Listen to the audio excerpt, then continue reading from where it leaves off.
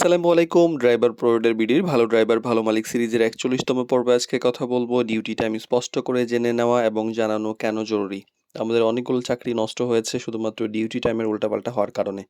মালিক আগে ভালো করে জানায়নি, ড্রাইভারও ভালো করে জেনে নেয়নি। ২-৩ দিন ডিউটি করার পরে বা ১ মাস ডিউটি করার পরে তার মনে হয়েছে যে ডিউটি টাইম বেশি, মালিক বেশি খাটাচ্ছে এর জন্য চাকরি ক্যানসেল।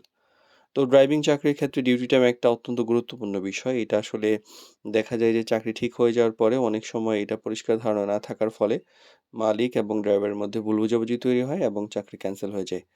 তো এটা আমরা চাই না। এইজন্য এই ব্যাপারটা কেন গুরুত্বপূর্ণ একটা ভিডিও দিচ্ছি যেন আপনারা কাজ ঠিক করার আগে এটা জেনে নিতে পারেন।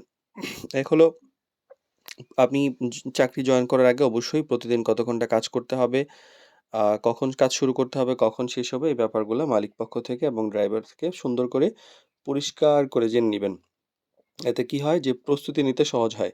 ভুল বোঝাবুঝির একটা ব্যাপার কমে যায়। তাহলে হয় কি যদি এটা পরিষ্কার থাকে তাহলে আ মালিক অনেক সময় মনে করেন যে ড্রাইভার সারাদিন হয়তো ডিউটিতে থাকবেন। আবার ড্রাইভার অনেক সময় ভাবেন যে আমি হয়তো নির্দিষ্ট কয়েক ঘন্টা কাজ করব, বাকি সময় আমি অন্য কিছুতে এনগেজ থাকবো। এই ব্যাপারগুলা পরিষ্কার থাকলে পরবর্তীতে ভুল বোঝাবুঝি হবে না। ব্যক্তিগত একটা পরিকল্পনার ব্যাপারে যখন আমরা কিছু করতে চাই যে একটা ড্রাইভারের ব্যক্তিগত জীবন, পারিবারিক দায়িত্ব, ডিউটির সময় যদি পরিষ্কার থাকে তাহলে সে ধরে নিতে পারে যে হ্যাঁ, আমি এই সময় আ চাকরি করব, অন্য সময় আমি হচ্ছে আমি পরিবারকে সময় দিব বা নিজের ব্যক্তিগত কিছু কাজ থাকতে পারে। পরিবারের সাথে সময় দেওয়ার একটা ব্যাপার থাকে। আর অতিরিক্ত ডিউটির ব্যাপারে একটা ব্যাপার থাকে যে অনেক সময় দেখা যায় যে অনেক মালিক অতিরিক্ত ডিউটি করান এবং মনে করেন যে এটা তো এমনি, এমনি করা উচিত। তো এইটার সময় হয় কি যে একটা ঝামেলা তৈরি হয়। অতিরিক্ত সময় কাজ করলে তার নিয়ম কি হবে এটা ঠিক করা উচিত। তার অতিরিক্ত পারিশ্রমিক কি হবে এবং কত হবে সে ব্যাপারে পরিষ্কার ধারণা থাকা উচিত। এবং এইটা থাকলে পেশাদারিত্ব এবং হচ্ছে মালিক হিসেবে নিজের সুনামটা বজায় থাকে।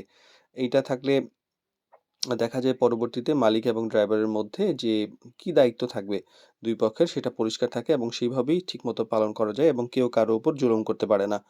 আর ড্রাইভিং চাকরিতে যে শুধুমাত্র বেতন তা কিন্তু নয়। এটা ডিউটি টাইমেও একটা বড় গুরুত্বপূর্ণ ব্যাপার। তাই কাজ শুরু করার আগে ডিউটির ব্যাপারে পরিষ্কারভাবে জেনে নেওয়া, মালিক পক্ষ থেকে আ জানিয়ে দেওয়া এটা হচ্ছে একদম সচেতন আ আ এবং পেশাদার ড্রাইভার এবং হচ্ছে মালিকের গুরুত্বপূর্ণ একটা কাজ।